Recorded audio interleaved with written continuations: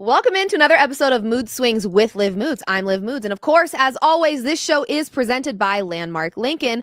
Shout out to our friends over at Landmark Lincoln. You should go check them out yourself off of Bellevue and Broadway to figure out why they have been the #1 Lincoln dealer in all of Colorado for as long as they have. I love them. You will love them. Get in a car. You guys know I just got a new car from Landmark Lincoln and I am obsessed. So let's move on from that. Go check them out. And of course, let's get into the show.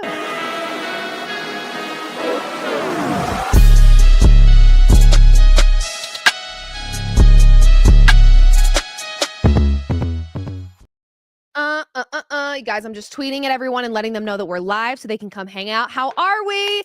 Okay, it's not a Victory Friday, guys. It's not a Victory Friday. If you guys tuned in with me last night, we had a post-game live show for the Denver Nuggets in their season opener versus the Golden State Warriors. Yes, lots to discuss there, and we're going to get into all of it. I want to kind of talk a little bit about the NBA as a whole, and of course, you guys are probably wanting me to address the elephant in the room, all the things going on with the NBA, and of course, we will get to that. Yes, we will.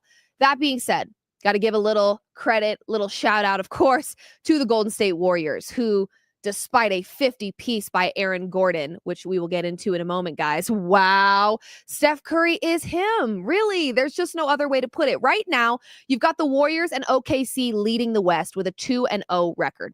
Okay. Golden State Warriors took down my Denver Nuggets. I'm not thrilled about it, but it is what it is. There's no sense in fighting it. It's Steph Curry. Okay. Night. Yep. He put me right to bed last night, unfortunately. What I have to say, and I guess this could be my off my chest segment. We're just doing it early. You can call me a hater.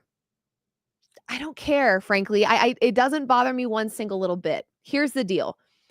OKC is unwatchable basketball, point blank, period. And I know you're probably sitting there thinking, Liv, this is just because they eliminated your team last year and you're a hater and you're an SGA hater. And maybe that's all true. But this is becoming unwatchable basketball. And I can give you a promise right here, right now. Unless OKC is playing the Denver Nuggets, I will likely not be watching them.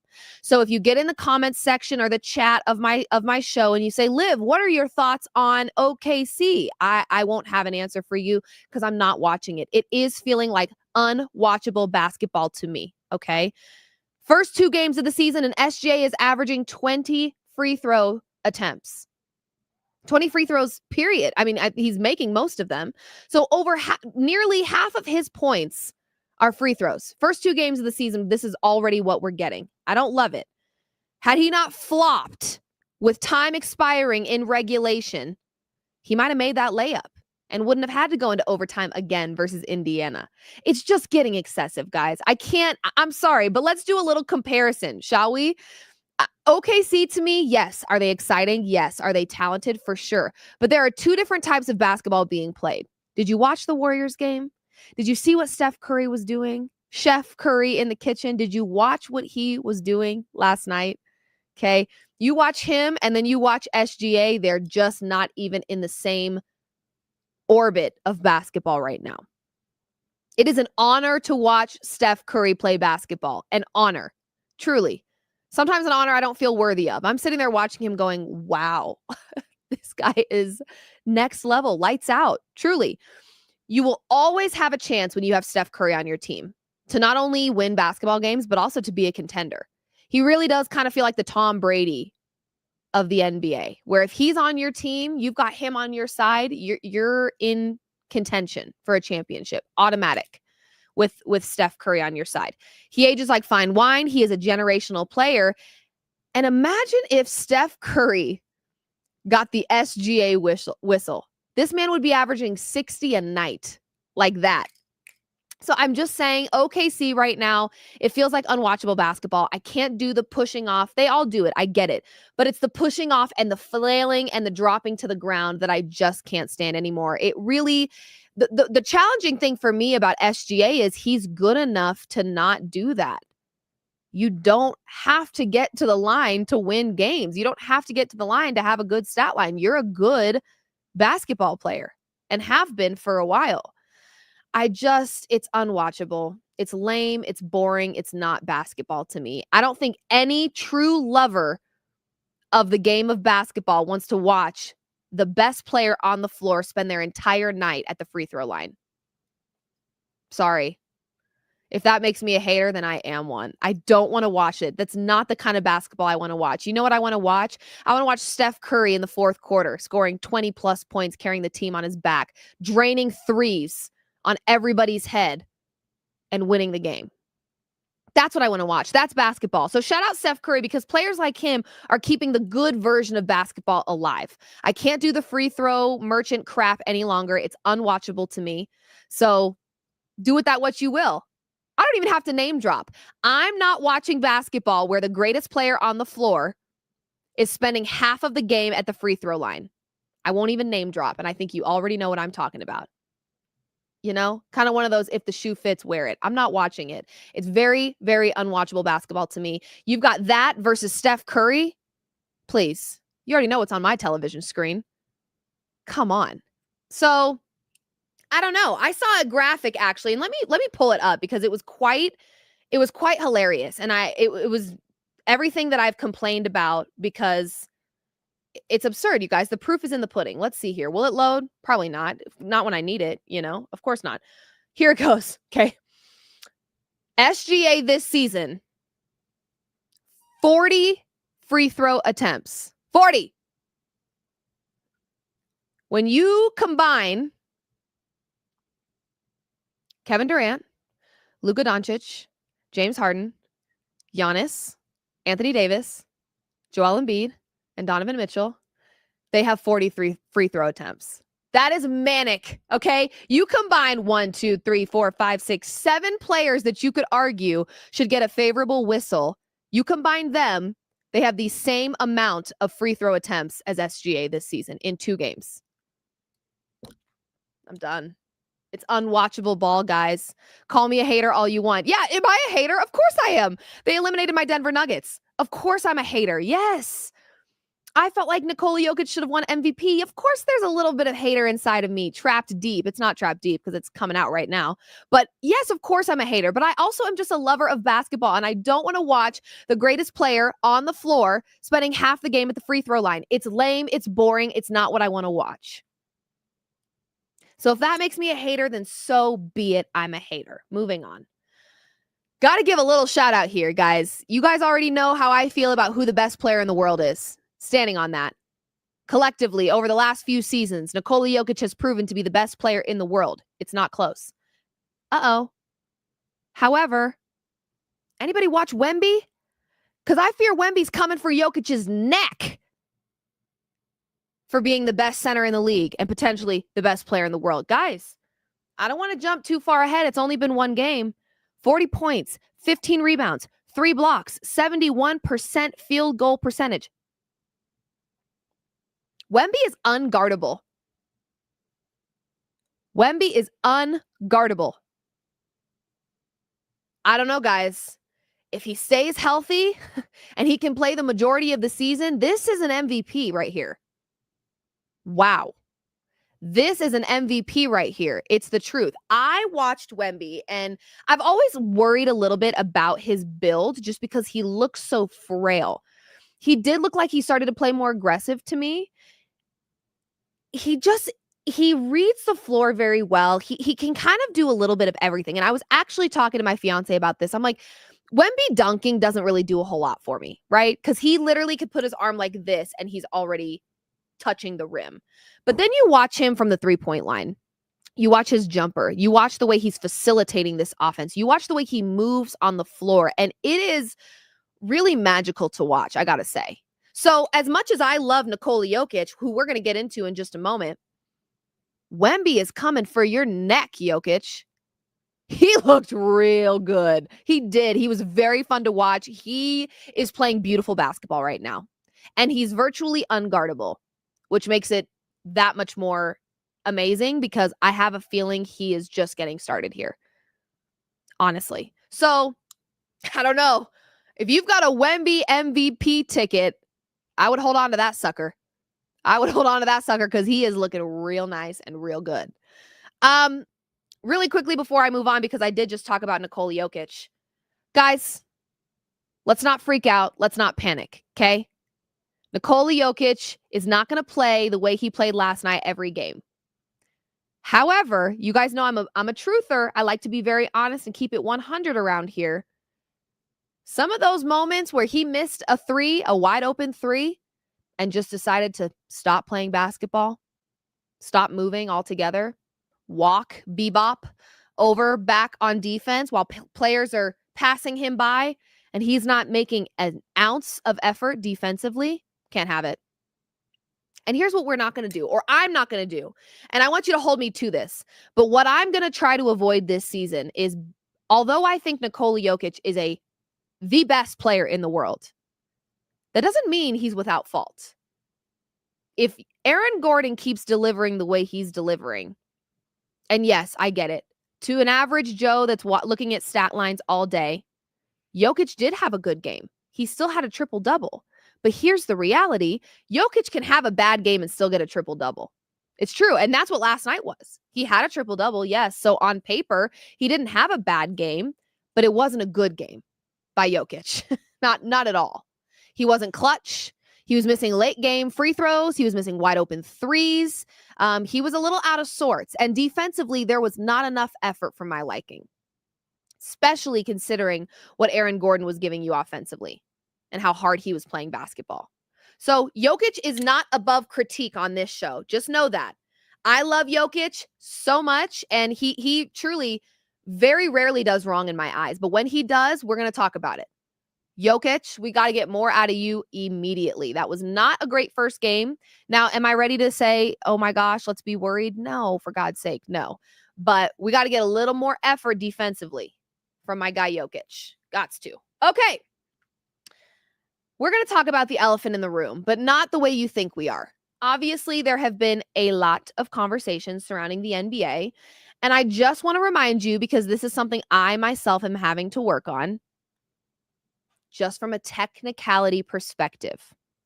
Because when you look at this situation as a whole, and you kind of go back to certain games and you go back to certain moments, it's like, oh yeah, this is looking awfully suspect. But what I want to remind everybody is there have been no convictions made yet in all of this NBA scandal stuff going on. No convictions have been made yet.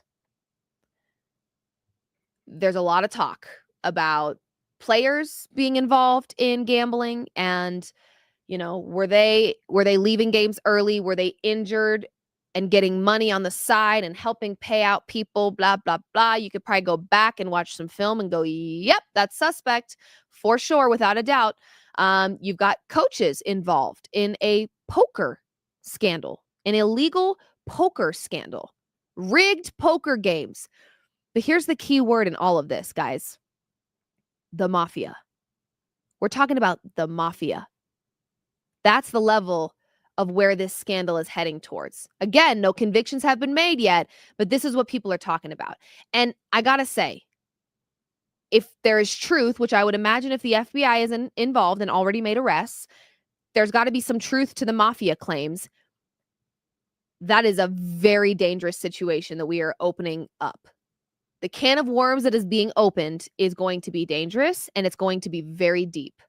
So we have to kind of move about this in a particular way. I think Adam Silver has to move about this in a particular way. I think sportsbooks have to move about this in a very particular way. This is a very dicey situation. Very. And I can speak from an emotional perspective and let you know, I'm highly disappointed. I love Chauncey Billups, Colorado guy. Hell, I was pushing for Chauncey to be the head coach of the Denver Nuggets when Mike Malone was out of here. I love Chauncey Billups. We have his brother, which is amazing. This was exceptionally disappointing for me to learn. I don't want him involved in this crap. And I also think let this be a lesson, for God's sake. I don't know how many times we have to go through this. You're likely going to get caught every time you try to get involved in stuff like this. You're not above the law. You're also not above the FBI being up your butt when they feel like some sketchy crap's going on. It's not happening. So the mafia stuff it's scary business, guys, because once you're involved in that, it's really dangerous. It's hard to get out of it. You start tying in all these people. There's a lot of people of power. There's a lot of people with a lot of money. It's a very, very dangerous situation. I think this is going to be one of those where as we uncover more and more and more, there's going to be a lot of people involved and it's going to get pretty messy. I think this trial is going to be very extensive, but until then, I remind you, no convictions have been made just yet. That's not me defending anything that's going on here because this is not a good look. This is not a good look. And if there's truth to the claims, Chauncey Billups is not coaching ever again in his life, which disappoints the absolute hell out of me because I am a huge Chauncey Billups fan. I really am. What I do know is this. Adam Silver's main priority is going to be protecting the integrity of the game. He has to. He doesn't have a choice. So we may start to see, as this investigation continues, Adam Silver playing it safe rather than sorry. You know, maybe you do have to remove active players from sportsbooks commercials. Maybe you do have to get rid of the logos that are slapped everywhere because clearly there's a little bit of temptation involved in this where players just can't be around it without being involved in it, which again speaks way more to their self-control problem than anything else. But I think we could see a world where Adam Silver starts to really pull back on some of this stuff to avoid any more chaos. Because again, the last thing you ever want is the NBA in any capacity being linked with the flipping mafia. Like, hell no. This is Adam Silver's worst nightmare come true. So he's got to protect the integrity of the game, and he will do that likely at any cost, whatever that looks like. There's probably going to be some changes. There's going to be some awkward moments and some awkward periods where he's got to play it safe rather than sorry, because this is more than just poker. The poker stuff, maybe that's where it started, or maybe that's where it really grew, but it started to trickle over into the game. You've already got a bunch of people out there. The NBA is rigged, right? Well, that's not really feeling like a funny little statement anymore. That's got to be that. I would imagine that is Adam Silver's largest priority right now, is protecting the integrity of the sport of basketball. So anyway, we will leave it at that because, you know, it's just, again, there's no convictions. We only know what we've been told so far. And, you know, there were people that were arrested just a little bit ago. And maybe they went in and they started throwing names out there and throwing people under the bus, and they got away without, you know, with just a slap on the wrist. And maybe that's what we're facing now. Maybe there are more people that are more important that are involved in this that we're going to learn about. So again, let's just all sit back and let it unfold. I hate it. It's crappy. It sucks. I'm a huge Chauncey Billups girl, but it is what it is, right? Like, can't control what he does in his free time, unfortunately. Okay, moving on. We've got to talk about none other than Aaron mother effing Gordon. And I've seen some comments on Instagram. Everyone's like, why does she always say effing? Well, because my in-laws watch my show, my grandparents watch my show, and frankly, it's not appropriate for me to be saying the F-bomb. They'd be very upset. I'd get about 6 phone calls after the show is done. So yes, Aaron mother effing Gordon. Let's talk about it. Here's my rant. Liv, you're just ranting all day today. I am. Get used to it. I think I rant every show. Here's my rant today. I need everybody, including commentators, because I kind of heard it last night. Commentators, media personnel, fans, basketball watchers, basketball lovers. I don't care who you are. Tell your grandma as well. I need everyone to add a little bit of bass in their voice when they talk about Aaron Gordon from this day moving forward. Thank you so kindly. He is coming off of the heels of the most efficient 50-point game in NBA history. I need everyone to start talking about this man a little bit more. It's very easy, right? When you think of the Denver Nuggets, it's very easy to think of Nikola Jokic, right? Of course. We need to start talking about Aaron Gordon with a little bit more bass in our voice.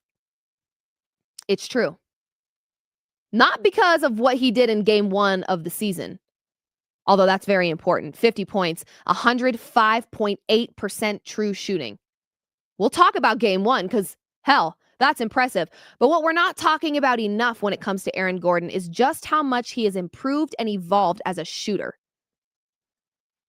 Just 2 seasons ago, Aaron Gordon shot 29% from beyond the arc.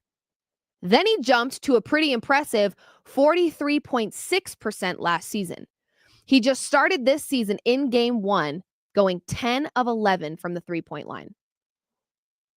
What? we are not discussing this man enough. In Denver, we are. I need this globally. I need all of the media heads nationally to be recognizing what is happening with Aaron Gordon. I watched that game. And of course, I watched Steph Curry be Steph, and he deserved to be talked about as well. But there wasn't enough bass in the voices of the commentators when discussing this man. What he has done, not just in game 1 of the season, but how he has evolved as a shooter should be a case study. Actually, consider the case studied. He was in the gym in the offseason, and it's very clear to me. He put in the work necessary in the offseason. And what do you know it? Mark my words. I think there is some all-star potential for Aaron Gordon this season. If he gives us even a sliver of what we got in game 1 in the season opener for this Denver Nuggets team, there's some all-star potential for Aaron Gordon. And I need everyone to add some bass in their throat immediately when they discuss him. Thank you. Moving on. Okay. Thank you for that. I feel much better, much more relieved, much more relaxed. Where do we stand weekly standings? Now, this is an interesting one, guys. I kind of went a little unique with this one because I didn't actually build like a ranking. I actually built a starting lineup. Okay, so NBA. Let's get into the NBA. We're still on basketball. I told you, once the basketball season starts, we're going to have more basketball on this show. My weekly standings this week are this. If I had to build right now a starting 5 for the all-star team, here's who it is. At point guard, Steph Curry. Because why not? Did you guys watch what he did versus the Denver Nuggets? He can do everything. Very versatile here, okay? He shoots well. He facilitates well. He's everywhere. He's quick. He's aging like fine wine. He's clutch. You need him on your squad, period. This is a generational GOAT, I'm afraid. Yeah. In the shooting department, he's a GOAT. That's how I feel, okay? So he's my point guard because I just watched what he did. I mean, he just wasted a 50 piece by Aaron Gordon. I should hate his guts right now, but frankly, I respect him too much, okay? So we've got Steph Curry as the point guard. Shooting guard. This shouldn't shock you guys. Sorry, it shouldn't. Anthony Edwards, to me, has that dog in him that can't be taught. This is MJ reincarnated. You want to know why a guy like SGA ticks me off and peeves me off so bad sometimes? Because it's not, there's a certain amount of, I guess what it is the dog in you, again, can't be taught. You either have it or you don't. And Anthony Edwards, to me, is aggressive. He plays very physical. I'm sure he flops around from time to time, right? I think they all do. I mean, hell, Nikola Jokic does all the time. It's taking over the game of basketball. But he, to me, Anthony Edwards is that perfect blend of old school, new school. He plays tough. He plays fast. He plays aggressive. He runs his mouth, okay? But he backs it up as well. He's clutch. He's proven that many times. He knows how to shoot from the three-point line. I just think you're doing yourself a disservice if you don't have this man on your squad. Small forward. Believe it or not, the small forward position is kind of up for grabs. And can I be honest and transparent? It kind of feels like the small forward position just no longer exists on a lot of teams. It's like a very interchangeable position. I feel like you either have 3 guards or 3 bigs. That small forward position to me is just kind of like, this guy can do a little bit of everything. You can kind of interchangeably put them in a lot of different places, right? Like an MPJ who, because of his size, you could play him up to his size, or you could have him be the lethal shooter. Well, put it in air quotes, when he was lethally shooting. You could have him play that role as well. So small forward, maybe this is kind of a hot take, but it just feels that position just feels like it's dying slowly. It's not actually, but I just feel like a lot of teams are really tapping into either we're all in on our guards or we're all in on our bigs. And that small forward position is just kind of like a title, but you're kind of floating around as a small forward. You're doing a little bit of everything. We call this the buffet style position. That's how I feel about the small forward. So kind of up for grabs at the moment. Power forward, don't act shocked. Please don't. Why would you? Aaron Gordon, duh. Did you see what he did, right?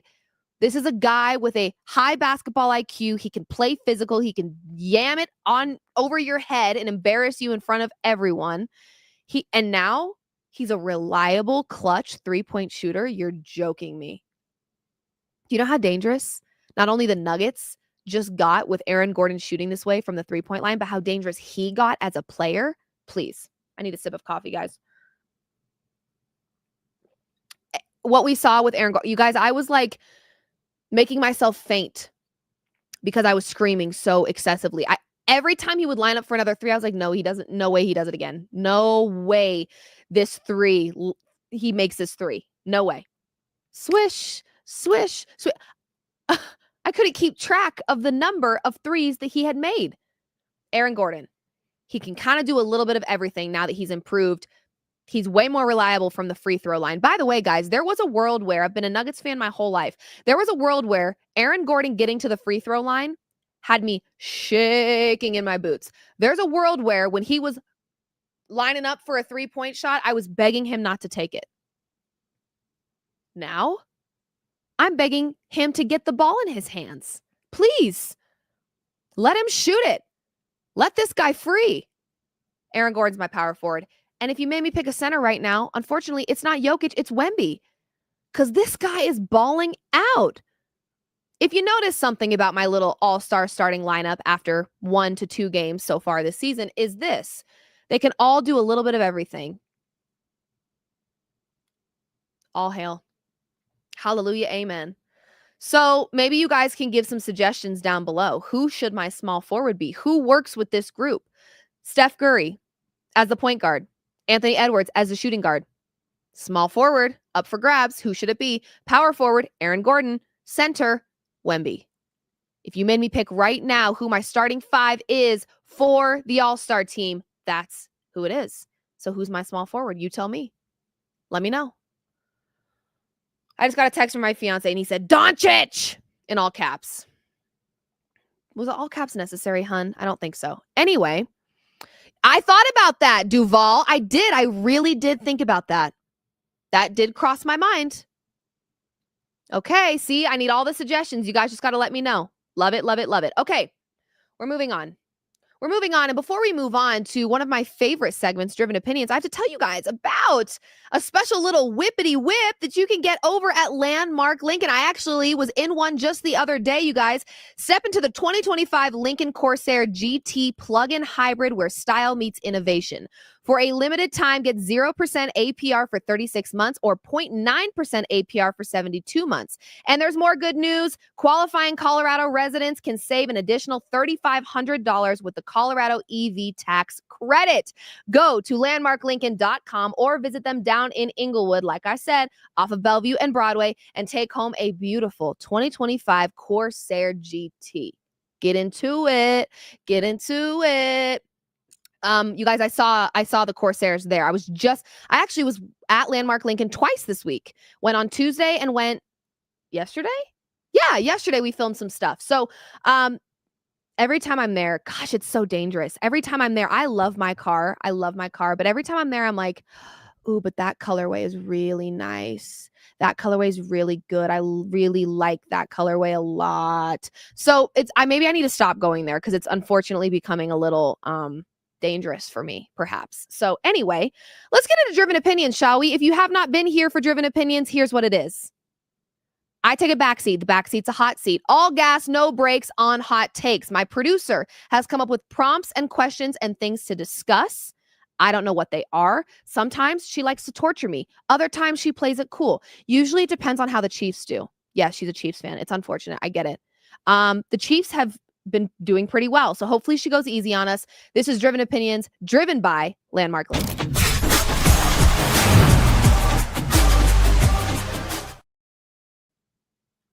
Oh, I'm sorry. Are we back? My bad. Okay, let's get into it. She's got 2 for me. Andy, hit me with your best shot. How about that?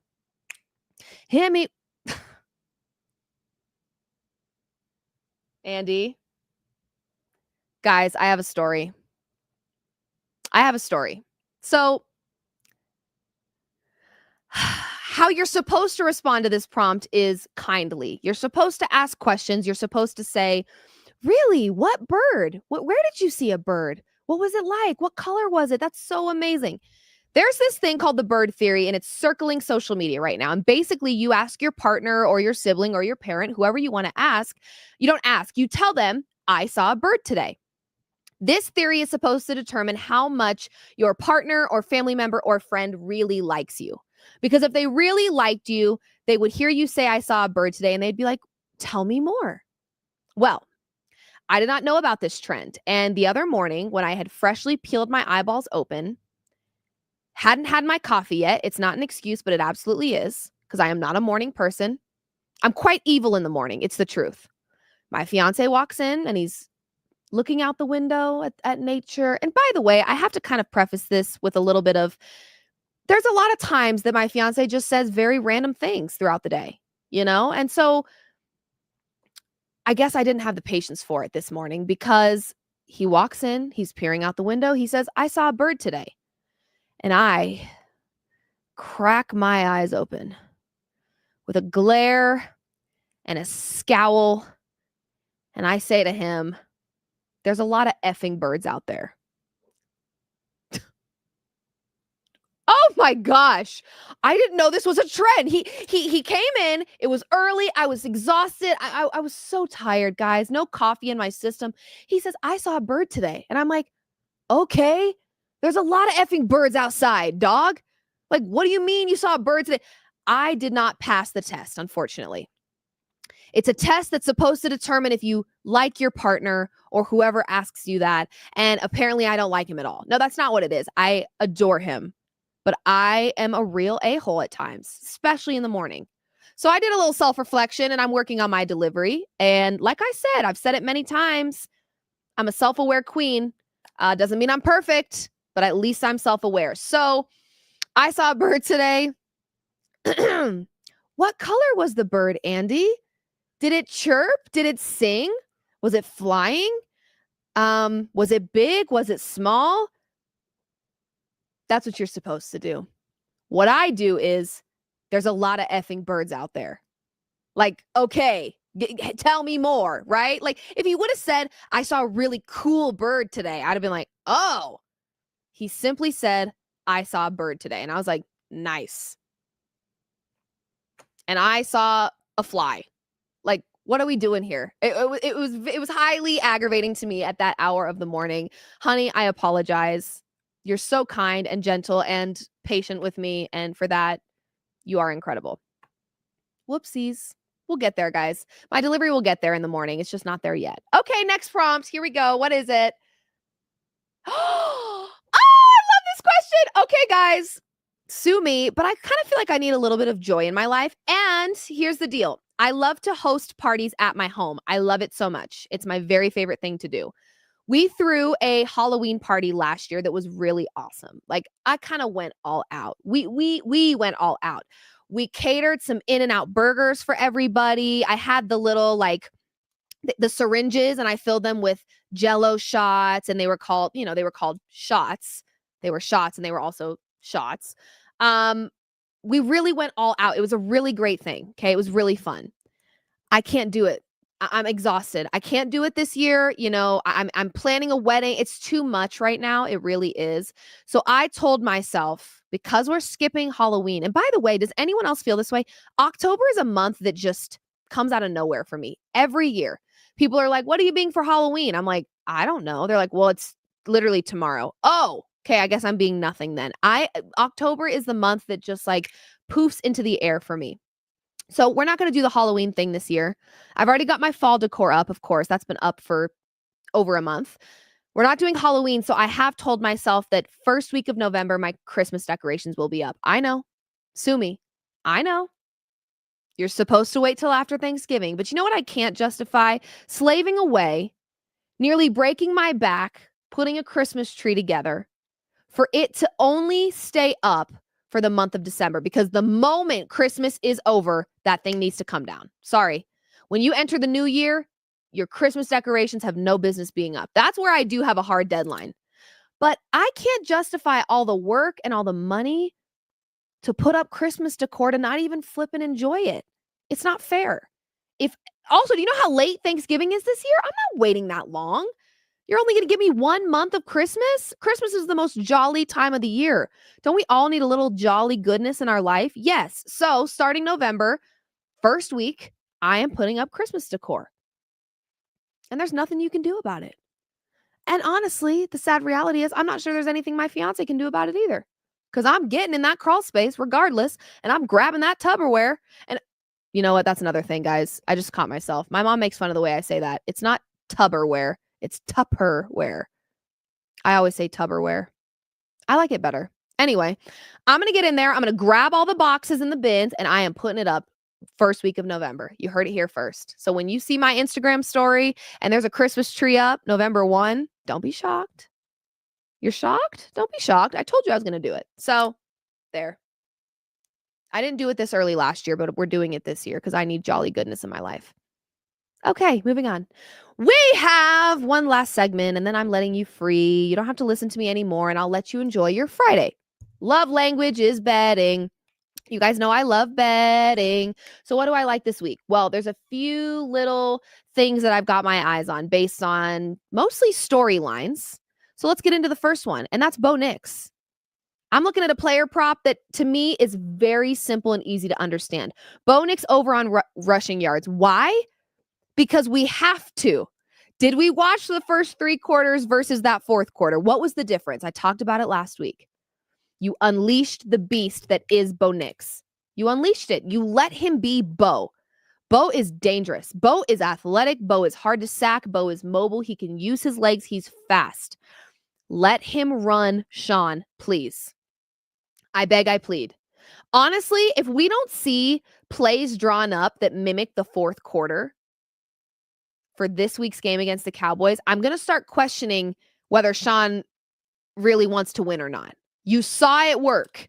It was a completely different football team in the fourth quarter than it was in quarters 1 through 3. Why wouldn't you? I mean, you don't have to know anything about football to say, okay, whatever they did in the fourth quarter, do that again. So if he's thinking that way, which we hope he is, Bo Nix over on rushing yards. Let the man free. Let him go. Let him just take off like the wind. Buzz Lightyear. He's gone. Bo Nix over on rushing yards. I love it. Okay, another one that I like. An anytime touchdown score. We're going to go Calvin Austin, who is making his return and will be secured as wide receiver 2 for Aaron Rodgers. And honestly, Aaron Rodgers trusts this guy. He's going to find this guy a lot. Probably more than he will DK Metcalf now that Calvin Austin has returned. So I like him. He's back, and I think Rodgers will find him quite a bit. I think this is one of those targets that Rodgers trusts and is relatively reliable, and I think Rodgers is going to feed him all game long. So give me Calvin Austin anytime touchdown. Yeah, I dig it. Okay, I've got another one for you. Cameron Johnson, anytime touchdown. Yeah, I dig it. And I'll tell you why. No Mike Evans, no Chris Godwin. And the last game that we had that, he had 4 receptions, 60-plus yards, and a touchdown. Baker Mayfield did not look great against the Lions. He was a little out of sorts, okay? He was having a little bit of a hard time. So you don't have Mike Evans. You don't have Chris Godwin. You got to find somebody who's stepping up. The last time we saw those 2 players out, I liked what we saw from Cameron Johnson. Give me Cameron Johnson anytime touchdown. Feed him, Baker. You must. I beg, I plead. And finally, the Giants to cover versus the Philadelphia Eagles. Yeah, here's the deal. It's a storyline play. It is. Sue me. It's a storyline play. Both of these teams have something to prove, right? The Eagles, the last time they faced the Giants, got a little slice of humble pie by this young team that they probably didn't take serious at all.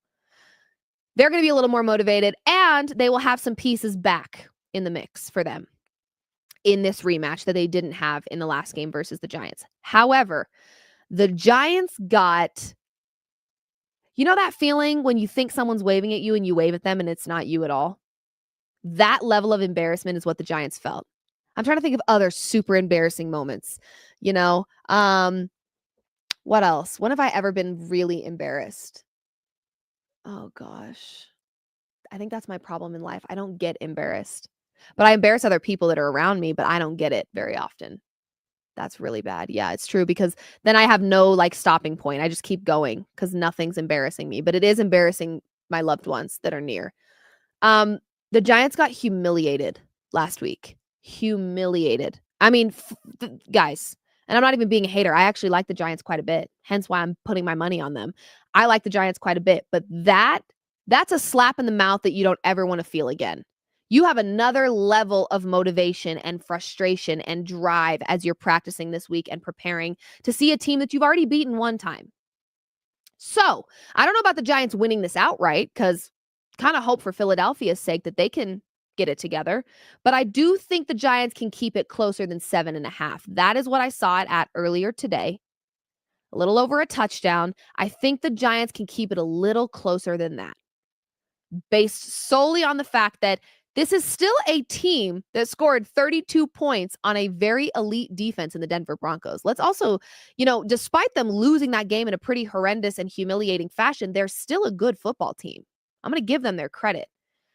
So I think you couple their embarrassment, and I do understand it's on the road, which is tough, but I think you couple their embarrassment with the fact that they've already done it and the fact that they did have a good game versus Denver.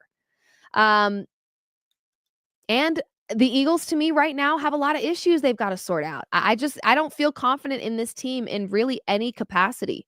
Now, can they turn their season around and surprise all of us like that? Of course they can. I'm just not there with them right now. So I'm not saying the Giants win, but I do think the Giants will at least cover is what I'm hoping for. So, Giants cover. Cameron Johnson, anytime touchdown. Calvin Austin, anytime touchdown, and Bo Nix over on rushing yards. Why? Because why not? Sometimes you place a bet and it's just like, why not? Why the heck not? You guys, exciting stuff for me.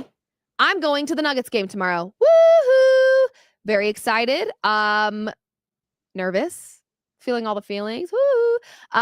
No, I'm excited, you guys. I want to say before we get out of here, I'm going to wrap with this. That game there's a lot of positive things you could take away from that Nuggets game.